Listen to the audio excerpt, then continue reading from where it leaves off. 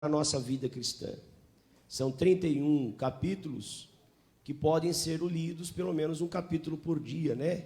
Nos meses que tem 31 dias, e isso com certeza nos dará uma base muito boa para uma vida sábia. O tema do livro de Provérbios é sabedoria, e nós sabemos que essa sabedoria é Cristo. Então nós vamos encontrar aqui diversas instruções para que a gente possa ter uma vida cada vez mais que agrade a Deus. Eu sempre costumo dizer que o livro de Provérbios, ele é um modo de fazer. Por exemplo, toda a receita, ela tem lá os ingredientes, e depois dos ingredientes ela vem lá, modo de preparo. É a maneira como você vai colocar esses ingredientes na receita, cada um por sua vez, e chegar no objetivo final, que é um bom bolo, ou um bom pão, ou um bom assado, sei lá, alguma coisa assim. Então tem um modo de fazer. Você pode ter uma receita maravilhosa na mão. Você pode ter os melhores ingredientes na mão. Mas se na hora de você preparar, você não saber colocar a coisa certa na hora certa, você estraga a receita. Então o Provérbios, ele é um modo de fazer, é um modo prático da vida cristã. Tem gente que ele é um poço de conhecimento teológico, né, acadêmico, mas quando chega na hora de botar isso na prática, não consegue. Por exemplo, a minha área, né, que é padaria, o pão, ele tem alguns tipos de fermento. Dentre eles, ele tem o fermento biológico e ele tem o fermento biológico seco.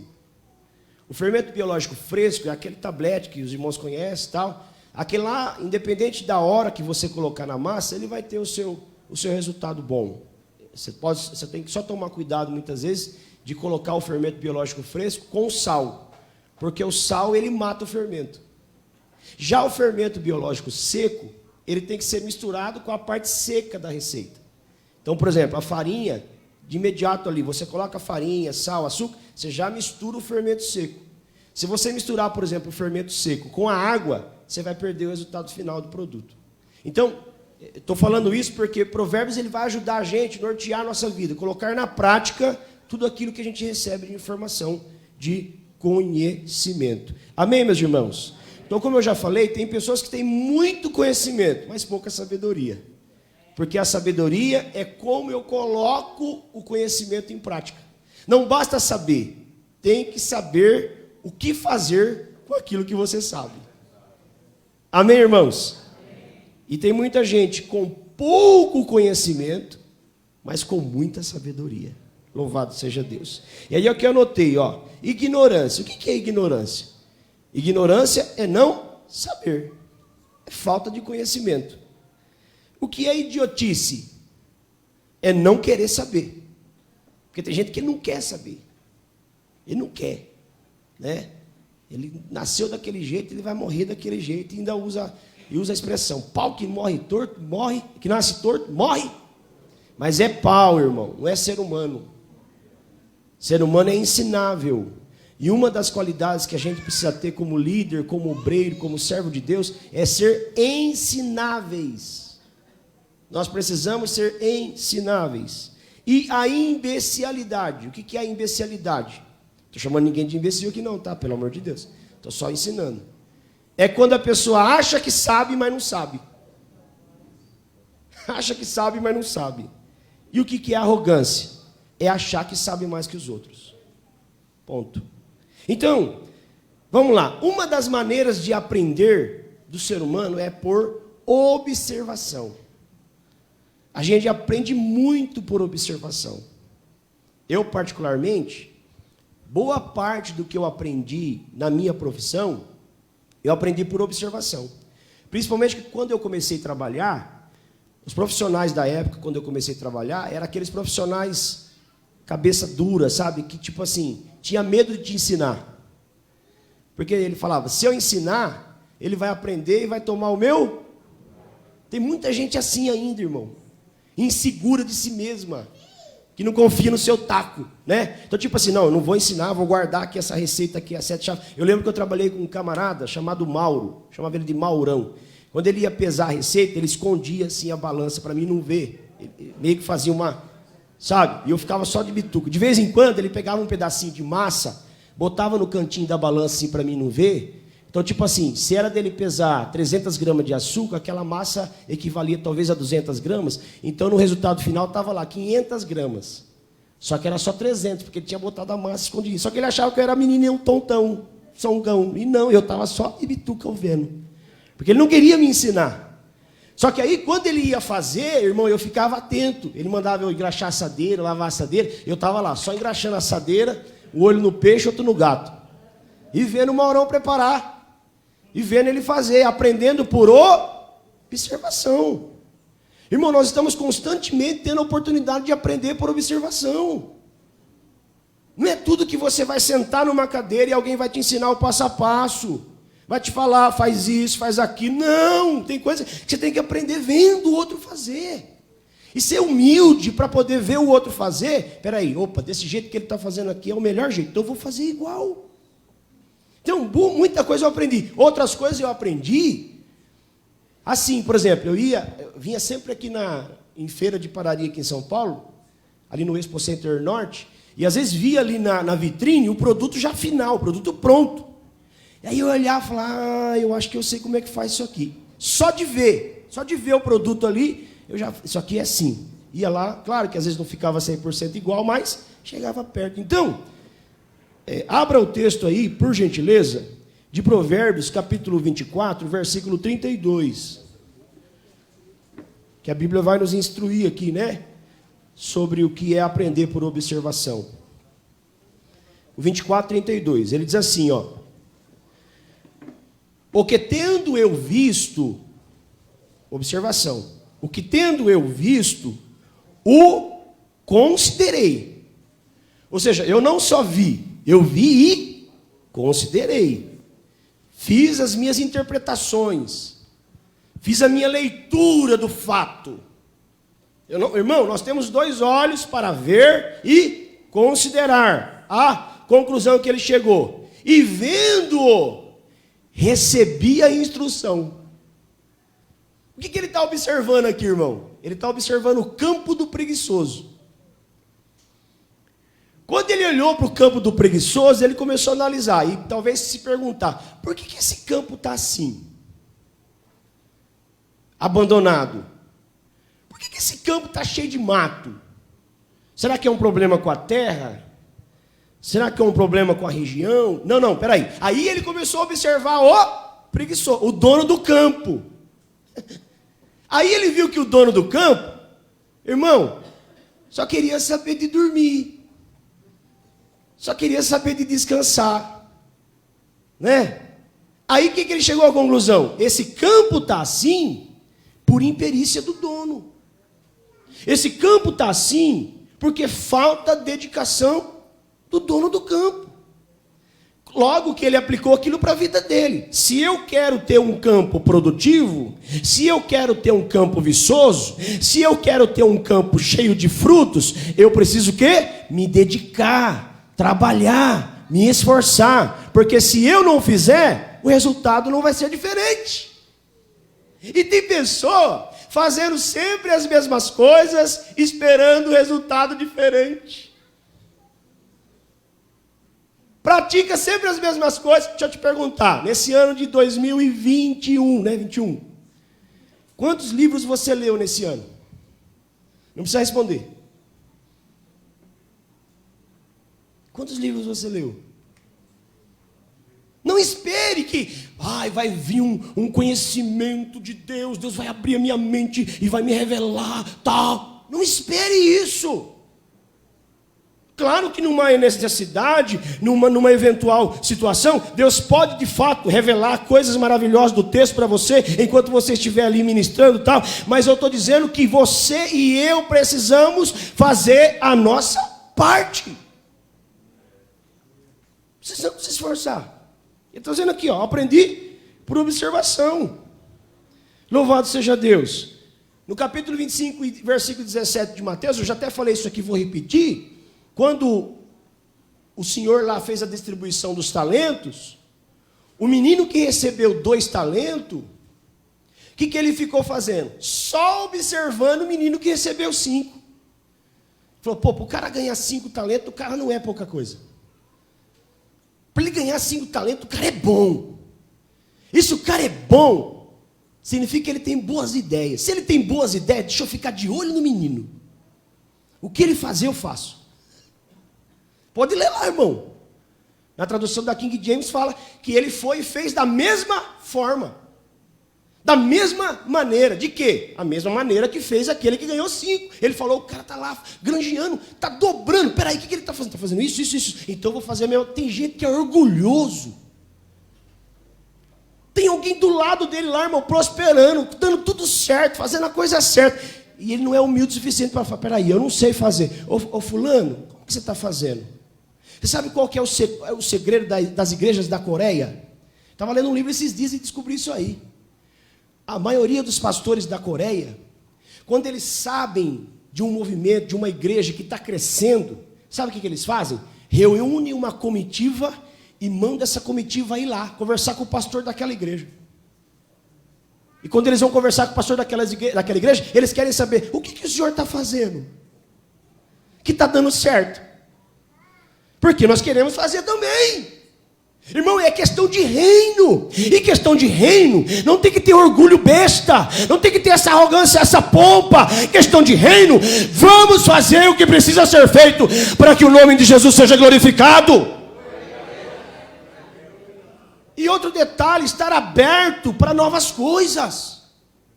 Eu não estou dizendo modismo, heresia, mudar a palavra, nada disso, mas está aberto para novos métodos.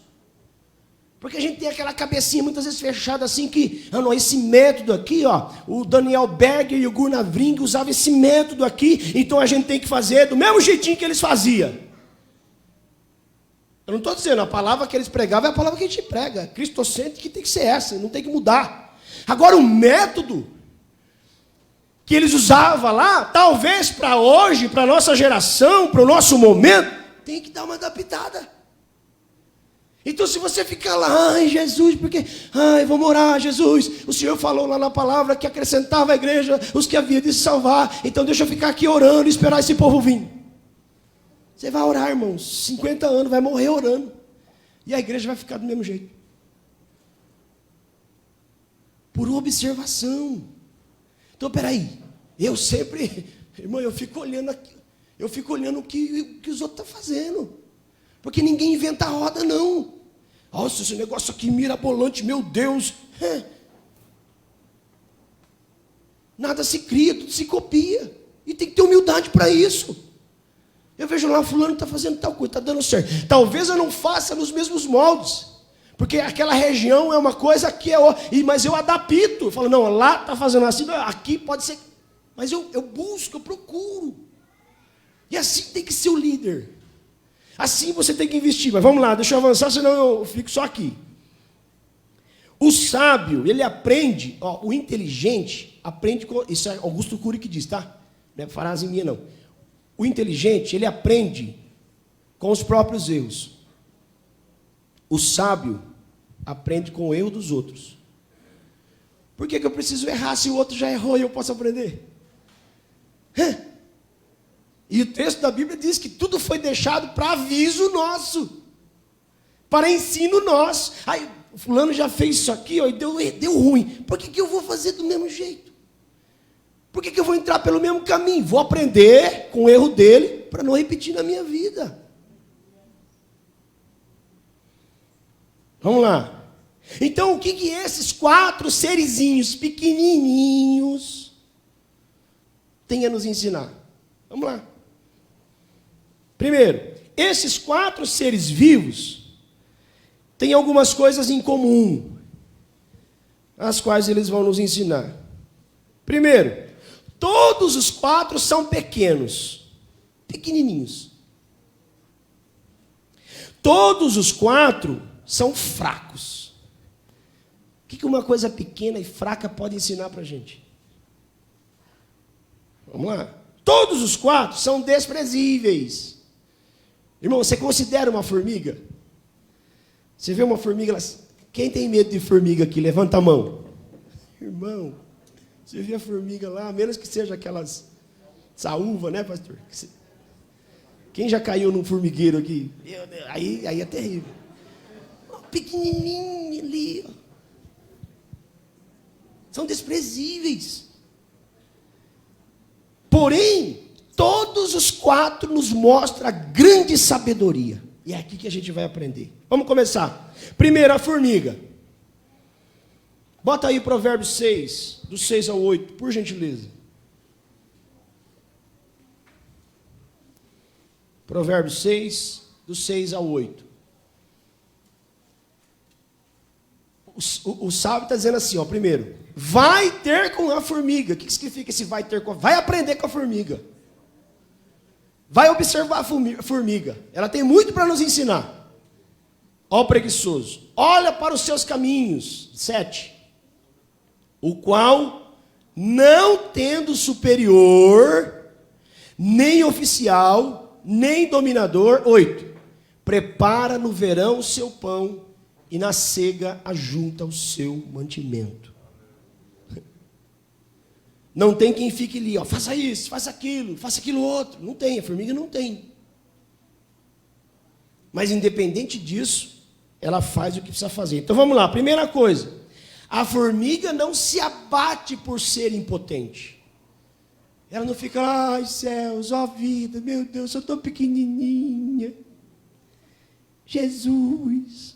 Sabe, que nem os grandes homens da Bíblia, a maioria das vezes que Deus ia falar com ele, sou menor, minha família é menor, sabe essa... Às vezes é sinceridade, humildade, mas às vezes é falsa modéstia, né? Ah, eu sou menorzinho, Jesus, não tenho nem o colegial, não tenho faculdade.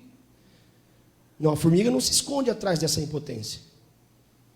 Tem muita gente colocando desculpa em cima disso. Ah, é porque eu não consigo.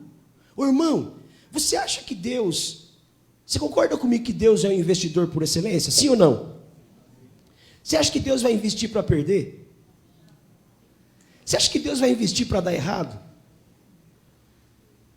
Deus investiu na sua vida e na minha vida.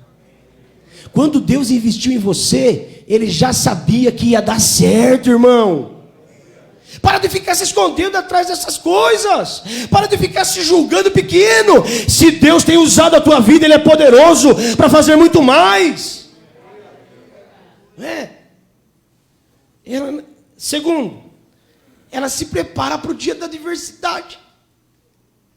Porque tem gente que acha, tem obreiro, tem líder que acha que a vida no ministério é só aplausos, tapinha nas costas. Oi! Varão, homem de Deus. É não. Tem adversidade, tem perseguição, tem incompreensão, tem luta, tem crítica. Irmão, se você não quer crítica, você está no lugar errado. Porque tem. Você acha que você vai agradar todo mundo? Não vai. E a formiga aqui, ela sabe, vai ter um momento difícil. Então o que eu preciso fazer? Me preparar. E como que o obreiro se prepara? Como que o líder se prepara para o dia difícil? Joelhinho no chão. Oração. Senhor, me dá força. Senhor, me dá capacidade. Senhor, me dá coragem. Aí quando vem a luta, irmão, você aguenta, porque você está edificado e fortalecido na oração. A verdade é certa. O apóstolo Paulo fala sobre isso em Efésios capítulo 6. E havendo feito tudo, ele fala tudo o que é para fazer, tomar todas as armaduras como um bom soldado. E havendo feito tudo isso, ficai firme. Vai vir o tufão, vai vir o furacão, vai vir a tempestade, vai vir a afronta. Mas depois que passar tudo isso, você vai continuar de pé, porque Deus é que sustenta a sua vida. Ela prepara no verão para comer no inverno. Irmão, verão é época do quê? Esse Draque? Férias. Verão é época de férias. Aproveitar. Mas a formiga está fazendo o que na hora do verão?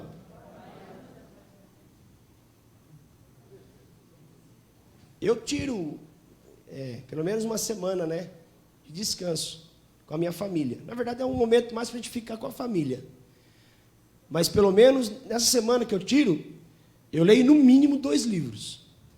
Enquanto eles estão lá brincando, fazendo as coisas que eles estão fazendo entre eles lá, que eu também tenho um momento de lazer com eles, que eu brinco lá com eles. Mas, enquanto isso, eu estou lá, ó, só me alimentando.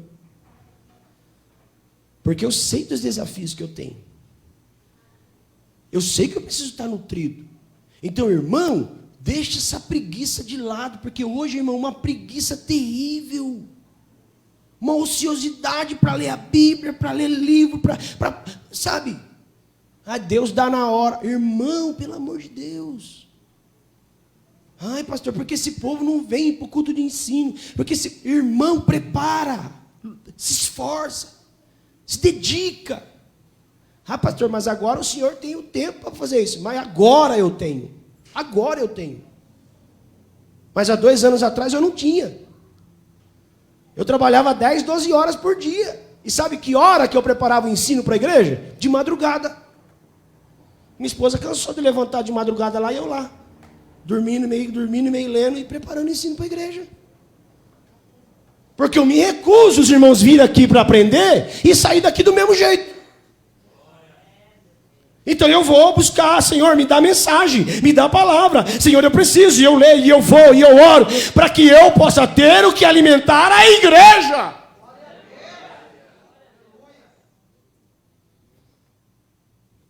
No inverno, ela se prepara, o que chamamos de planejamento. Eclesiastes 10:10, já usei também esse texto aqui uma outra oportunidade, que fala sobre a questão de o machado embotado. O machado embotado, você vai ter que botar mais. Por isso que você cansa, irmão. Você trabalha, corre, faz. Cadê o resultado? O machado está embotado. Você precisa preparar a ferramenta. Você precisa afiar o machado. Como que você prepara a ferramenta? Como que você afia o machado? Planejamento, oração, tempo com Deus. O seu tempo com Deus vai ser a medida do seu ministério. O seu tempo com Deus vai revelar a vida útil do seu ministério. Ou seja, quanto mais tempo com Deus, mais vida útil de ministério. Quanto menos tempo com Deus, mais ministério curto. Tempo com Deus, embotar, preparar, planejar. Detalhe, faz um esforço descomunal para carregar os provimentos que são muitas vezes mais pesados do que o seu próprio peso. Você vê lá, às vezes, a formiguinha carregando lá um pedacinho de folha lá, irmão, aquilo lá está mais pesado que ela, e ela está lá. Você pode ver, de vez em quando cai, ela... daqui a pouco vem outra, pega lá, ajuda, joga nas costas. Esforço. Ministério demanda esforço. Dedicação, não é colônia de férias. Eu não vim para São Paulo passar férias. Eu vim para São Paulo trabalhar. Mas para mim passar férias eu ia trabalhar em padaria, porque daí eu consigo tirar um mês de férias. Ministério não é férias. Detalhe, divide a carga umas com as outras. Se ajudam. Sabem trabalhar em grupo. Formiga sabe trabalhar em grupo. Você pode ver, às vezes tem uma carreirinha de formiga lá, vai uma passando para a outra, até chegar no formigueiro. Só que tem gente, irmão, que ele não sabe trabalhar em grupo. Ele acha que tem que ter carreira solo. Igreja não dá, é grupo. Temos que trabalhar um com o outro, precisamos um do outro, dependemos uns dos outros. Não tem preguiça. Não tem preguiça. O preguiçoso, as características do preguiçoso aqui. Adia sempre o que tem que fazer. Nunca termina o que começa. Trabalha sempre com a lei do menor esforço. Qual que é a lei do menor esforço? Quer fazer pouco e alcançar muito. Aí toda vez que eu lembro aqui desse preguiçoso aqui, eu lembro do Jaiminho lá do Chaves. Que ele chegava lá com aquele pacote de carta. Essa carta, Você não pode, mas o carteiro é o seja, mas eu quero evitar a fadiga. Não é assim? Preguiçoso. Gordão também, né? Nada contra, tá? Jesus me perdoa, que eu também tô, tá? Aí ali, ó. Deu preguiça. Lei do menor esforço. Irmão, tem que se esforçar. Amém, irmãos? Segundo Coelho. Mateus 7, 24. Coloca o texto para mim, por gentileza. Mateus 7, 24. Todo aquele, pois, que escuta estas minhas palavras e as pratica, assemelhá-lo-ei ao homem prudente, que edificou a sua casa na rocha. Coelho está dizendo aqui o texto. Ele não se abate por ser débil, faz a sua própria casa e a constrói na rocha. Por que ele constrói a sua casa na rocha? Porque ele sabe que ele é vulnerável. Ele sabe que ele é uma presa fácil. E sendo uma presa fácil, ele tem que ter proteção. Ele tem que ter segurança para os seus filhotinhos, para a sua cria. Então ele vai numa rocha e lá constrói a sua casa. O predador nem consegue alcançá-lo e nem vê-lo na rocha. E o que ensina isso aqui para nós? Que um líder, um obreiro, tem que estar edificado na rocha. E essa rocha é Cristo. Nós temos um adversário, nós temos um predador chamado Satanás, que quer nos tragar, está rugindo aí como um leão. Mas se estivermos na rocha, ele não vai alcançar a nossa vida.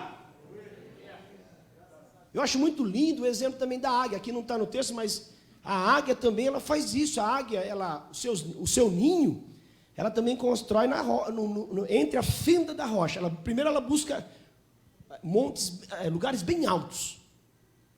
Bem altos. E lá nesse lugar alto, ela busca uma fenda de uma rocha, um buraquinho de uma rocha, e ali ela faz o seu ninho. Porque ela sabe, aqui o predador não vai alcançar.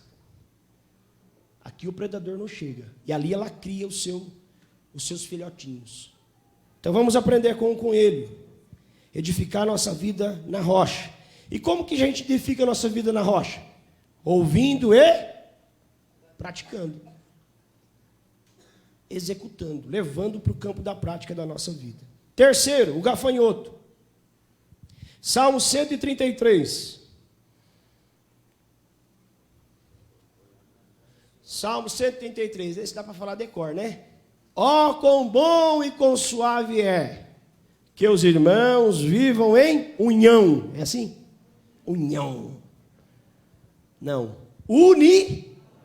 Por quê? Verso 2. Porque é como óleo precioso sobre a cabeça, que desce sobre a barba. Esse óleo aí, ele fala sobre ligação. Vai unindo todo o corpo. A barba de Arão, que desce a hora das suas vestes. Verso 3. Como orvalho do irmão. Esse orvalho do irmão, que cai lá no Monte Hermão, pequenas gotículas como orvalho, vai caindo. Só que aquilo vai ganhando uma certa intensidade quando cai sobre o monte e vai descendo o monte. Daqui a pouco lá no pé do monte está se formando alguns pequenos riachos. E aqueles pequenos riachos vão formando rios. Aliás, o próprio rio Jordão, que é um dos maiores do mundo, nasce aos pés do Monte Hermon. Olha que poder extraordinário que a união causa no meio do povo de Deus. Olha a proporção que a união chega, irmão. E aqui a Bíblia nos ensina aqui sobre o gafanhoto. Primeiro, também não se abate por não ter um rei. O gafanhoto não tem rei. Gafanhoto não tem ninguém para mandar ele falar o que ele tem que fazer, porque tem gente que é assim, né? Na reunião de líder, de obreiro. Ah, mas não mandou eu fazer. Está vendo que tem que fazer. Não, mas não mandou eu fazer. Eu só faço se mandar. Já viu o exemplo do toco? O camarada está indo trabalhar de manhã, aí perto da sua empresa, tem um toco no chão. Aí o camarada olha o toco e fala assim, mas quem será que largou esse toco aqui no meio? Meu Deus do céu, alguém vai cair aqui, vai se machucar. Pula o toco e vai trabalhar. Aí ele sai à tarde do trabalho, voltando, o toco ainda está lá. Mas esse toco ainda está aqui. gente do céu, isso aqui vai dar um acidente. Pula e vai embora para casa. Ou seja, ele não tira o toco. Já teve aquela experiência de às vezes passar na vicinal ou na rodovia e ver de repente um pedaço de alguma coisa e você olha e você fala, meu Deus do céu, isso aqui pode dar um acidente? Só que você, vai embora. Tem coisa que não precisa mandar fazer. Tem coisa que você está vendo, está diante dos seus olhos. Faça, a obra é de Deus.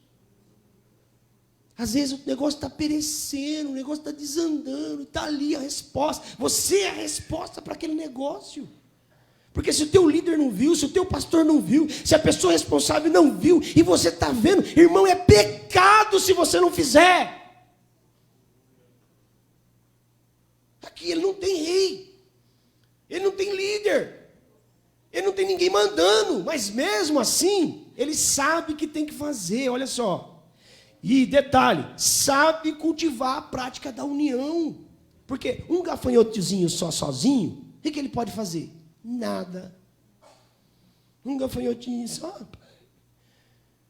Mas pega aí uma multidão de gafanhotos. Nós tivemos esses tempos atrás aí, né, a praga do gafanhoto. Foi lá na Argentina? Sei lá onde foi aí. Que fez... O próprio profeta Joel fala, né, sobre a questão da praga do gafanhoto lá, a destruição que causa quando há uma união entre os gafanhotos.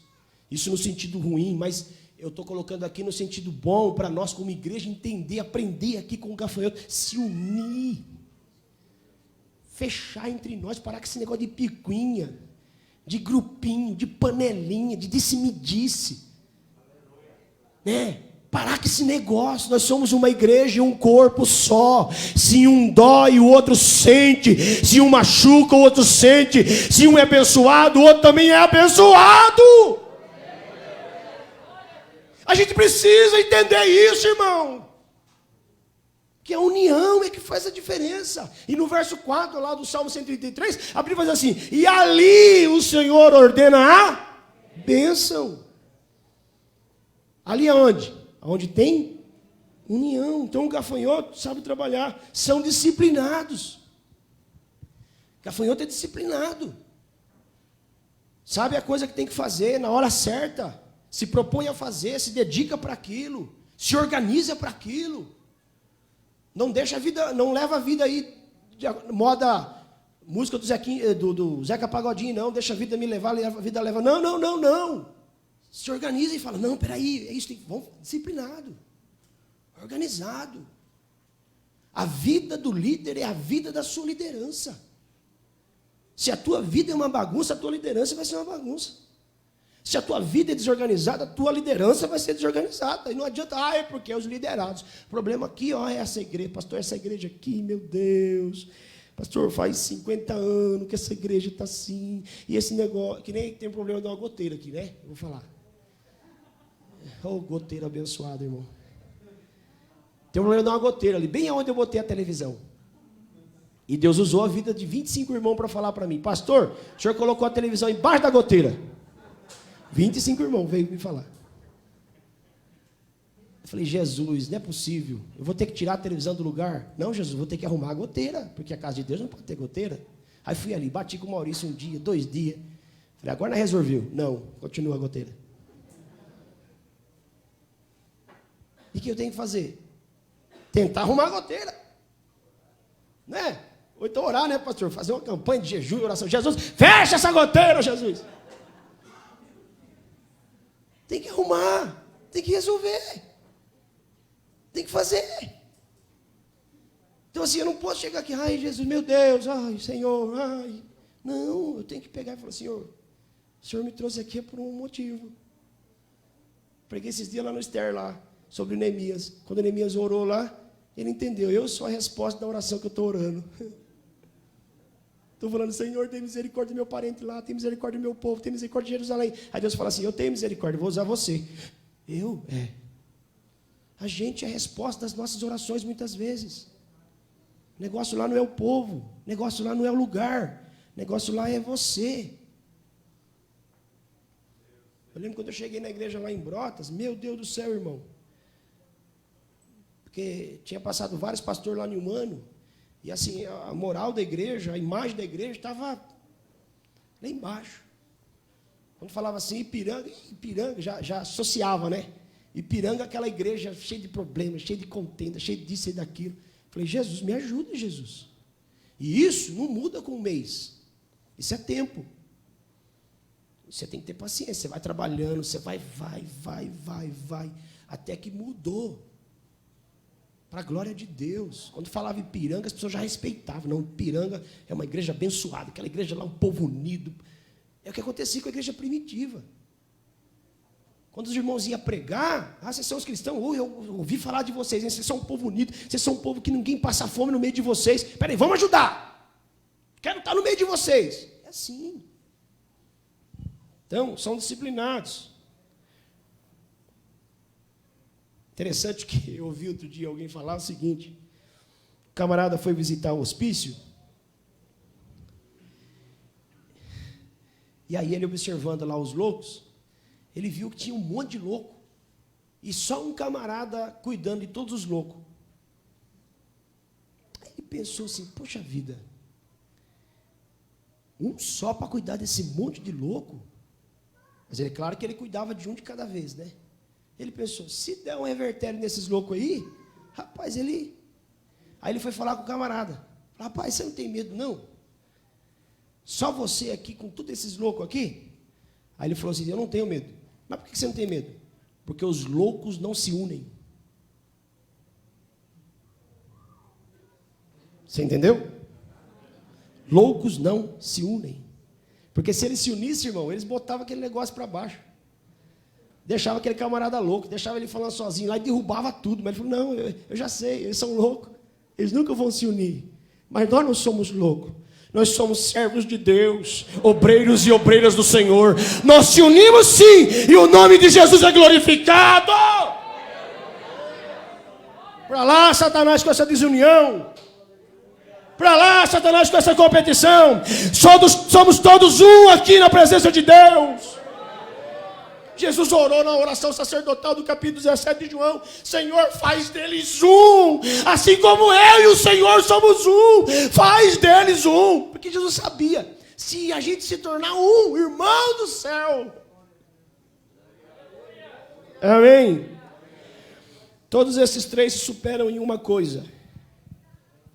Fazem mais do que se espera deles.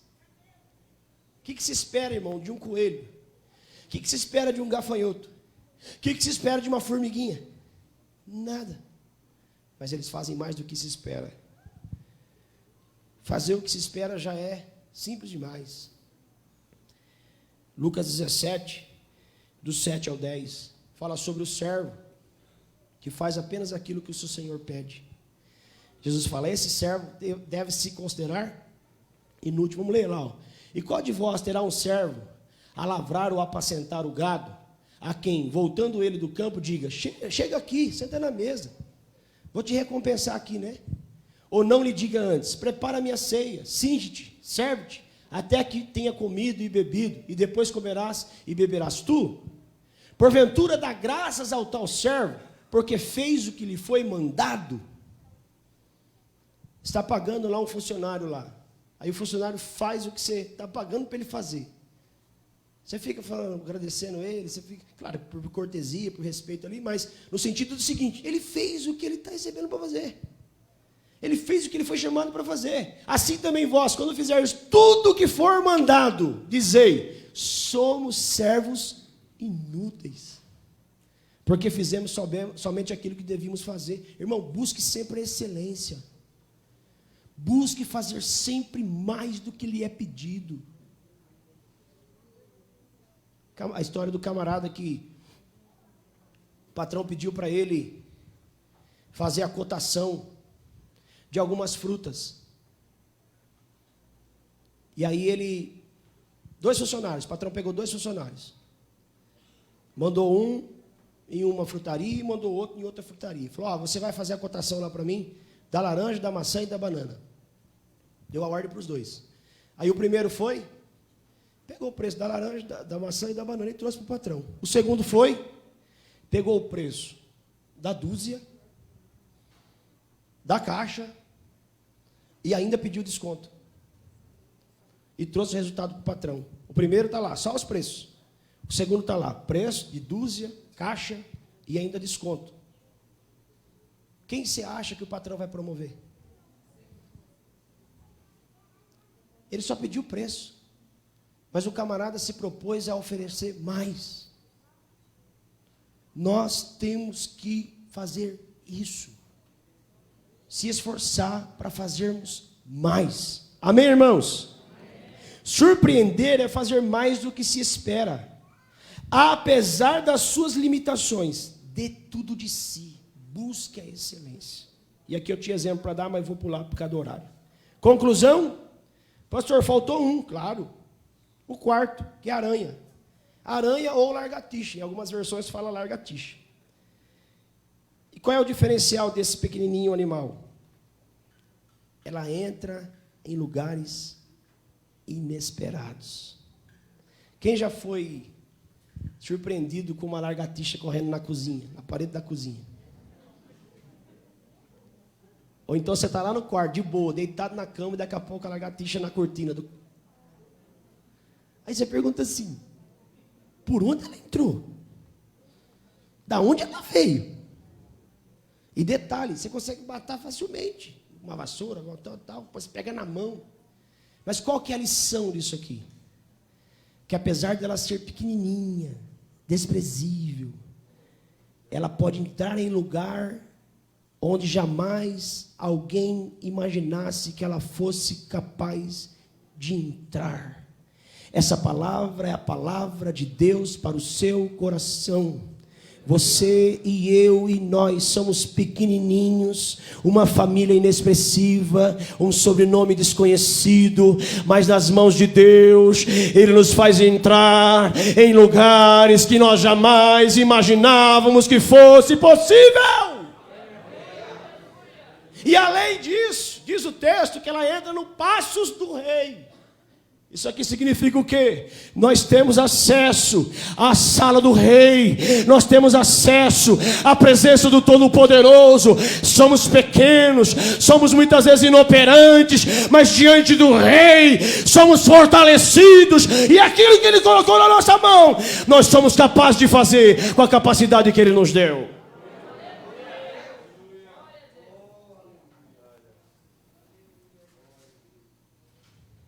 Ninguém imaginou que ela podia entrar, mas ela entra. Ela faz da casa do rei o seu habitat. E aqui eu termino dizendo, não olhe para você, olhe para o teu Deus. Dê o seu melhor. Faça como se estivesse e está fazendo para Deus. E Ele vai te honrar. Amém, irmãos? E aqui eu termino com o exemplo do camarada que era um construtor. Só que chegou a época que ele resolveu se aposentar. E aí ele chegou para um dos seus maiores empresários lá, que o financiava, que sempre dava serviço para ele. Falou assim, olha, eu vou me aposentar. Não vou mais trabalhar no ramo da construção. E aquele empresário gostava tanto desse mestre de obra, que ele falou assim, então vamos fazer o seguinte, você pode aposentar, mas faça para mim uma última casa. Aí ele falou, olha, eu não queria não, mas já que você está pedindo, então eu vou fazer. Ele falou, só tem uma observação a fazer. Nessa última casa que você vai fazer, você vai colocar tudo do bom e do melhor. Não tem problema com o preço. Escolha o melhor. Beleza. Concordou? Só que aí o construtor pensou o seguinte, vai ser minha última casa. Vou aposentar. É a chance que eu tenho de ganhar um pouquinho mais. Ele confiava nele, não pedia nota, não pedia explicação de nada. O que ele fez? Comprou tudo do mais barato e construiu a casa. Tudo com material de terceira. Quando ele terminou a casa, ele veio com a chave e entregou. para o empresário. Falou, está aqui, combinado, terminei a casa. Quando o empresário pegou a chave, ele falou assim, só que eu tenho uma surpresa. Essa casa é para você. Nós estamos construindo a nossa própria casa. Não pense quando você faz alguma coisa na obra de Deus, você está fazendo para o pastor ou para alguém. Nós estamos construindo a nossa própria casa. Quando chegar no dia da prestação de contas, Jesus vai falar, abre a tua mão, Marcos, mostra para mim o que você fez com aquilo que eu te dei. E ele não vai chamar o pastor Wilson do lado para que o pastor Wilson justifique as minhas falhas. Não, eu terei que responder por aquilo que eu fiz. Deus está investindo na sua vida, irmão. O investimento que Deus está fazendo na sua vida é de primeira, irmão. Então responda a este investimento, fazendo com todas as suas forças, com qualidade, com dedicação, e o nome de Jesus vai ser honrado e glorificado na sua e na minha vida. E eu termino com esta frase dizendo, você é o responsável pelo seu crescimento como líder. Não procure culpados pela sua falta de crescimento. Pare de culpar a igreja. Pare de culpar seus colegas. Ou a falta de dinheiro. A sua responsabilidade, é sua a responsabilidade de crescer como líder. É sua. E Deus vai te ajudar. Amém? Ficamos em pé e vamos orar.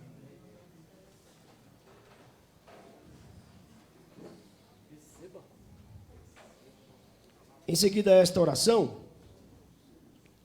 eu preciso que alguém louve o Senhor aqui com um hino, para que a gente possa recolher uma oferta. Tem algum irmão que pode cantar aqui? Karina está aqui com a gente?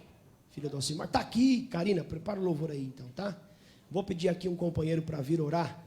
Pastor Benjamin Grangeiro, venha dirigir a Deus esta oração. Quantos podem glorificar a Deus pela palavra nesta manhã? É aquela história do camarada que estava no culto, né? E o sermão estava duro. E ele dizia assim, Senhor, está doendo, mas está gostoso, né? Às vezes dói, mas é bom.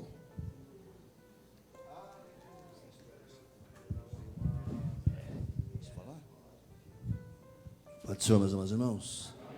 Estou falando para o pastor Marcos que essa história que ele contou aí dos dois funcionários aí, eu sei ela diferente porque eu uso na empresa. Aí o funcionário trabalha comigo e fala, o senhor não me dá aumento, o senhor não me promove. Eu falo assim, vou te contar uma história. Uma empresa tinha um funcionário antigo, sabe esse? Veterano, isso. E o patrão contratou um novo. E essa história de ir na feira aí, ele falou assim, vou dar uma festa no fim do ano, está aí, em dezembro, né? As empresas dão festa aí, da férias coletivas.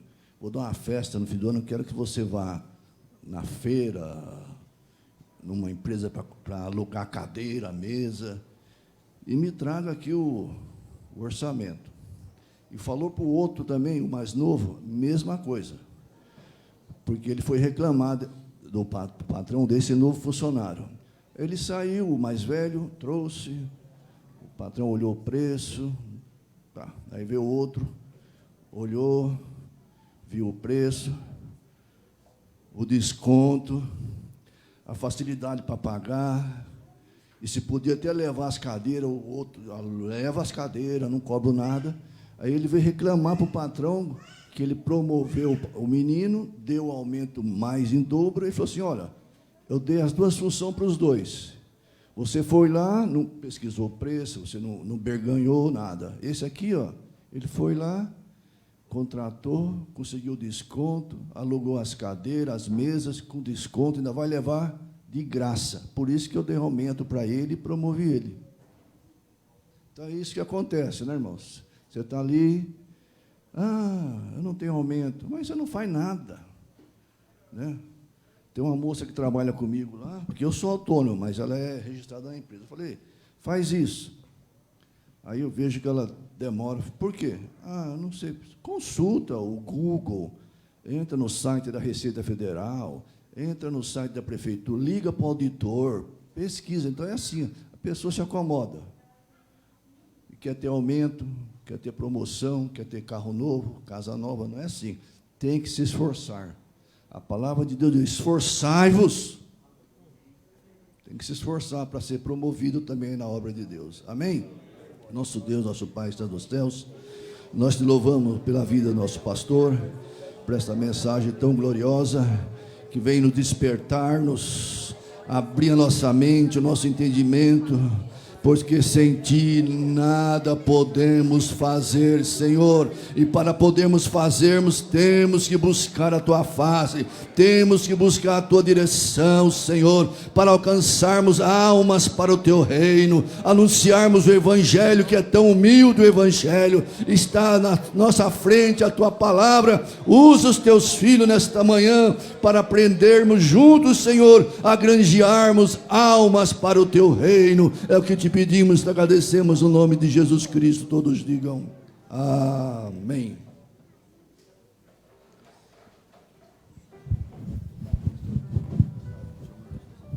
A irmã Karina vai louvar a Deus, e eu quero nessa oferta pedir aos irmãos uma oferta de amor. Nós vamos fazer assim como fizemos lá no Esther.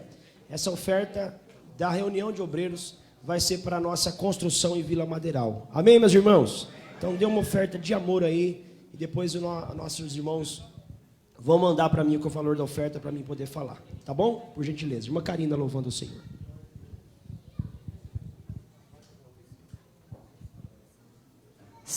Saúde dos irmãos que fazem o Senhor.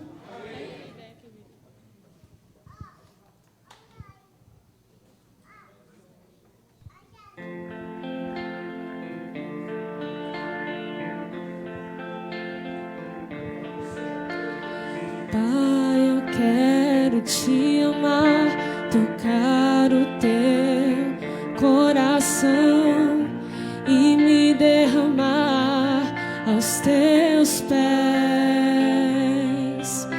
Mais perto eu quero estar, Senhor, te adorar com tudo que eu sou e te render glória, aleluia.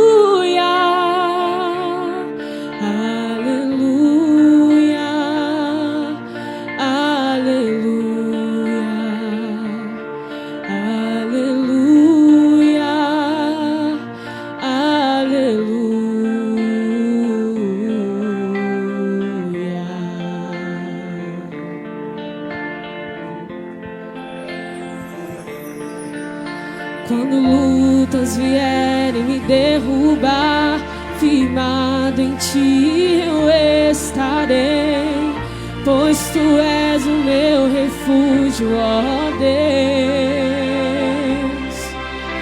E não importa onde estiver, no vale ou no monte, adorarei. A ti eu canto glória e aleluia.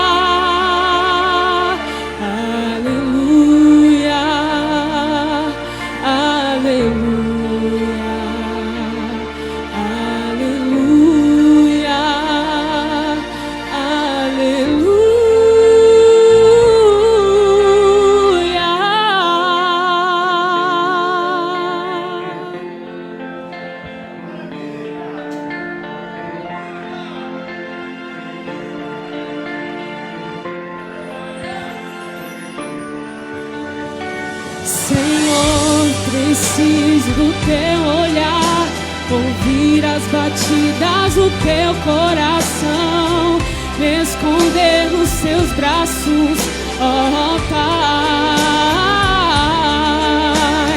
Toda minha alma deseja a ti, junto com os anjos cantarei. Tu és santo, exaltado, aleluia.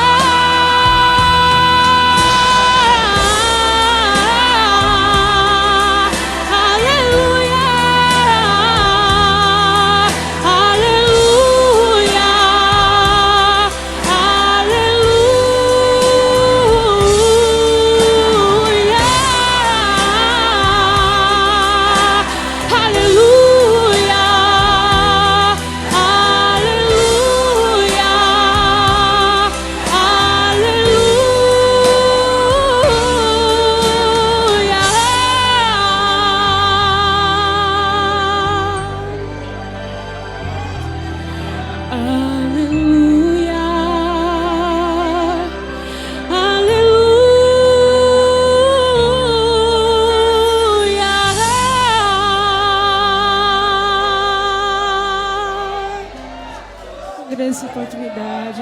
Jesus.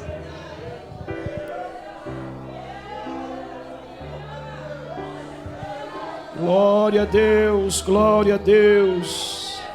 Oh, aleluia, Jesus. Aleluia.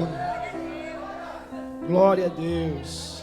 Aleluia. Louvado seja Deus. Irmãos queridos, nós vamos então passar nesse momento para a nossa parte administrativa. Então, já quero fazer menção aqui dos nossos nobres companheiros e apresentar também as congregações que estão com a gente. Está aqui o pastor Wilson, nosso adjunto, dirigente ali da congregação do Jardim Ester. Eu peço que os obreiros, os líderes do Jardim Ester fiquem em pé, por gentileza.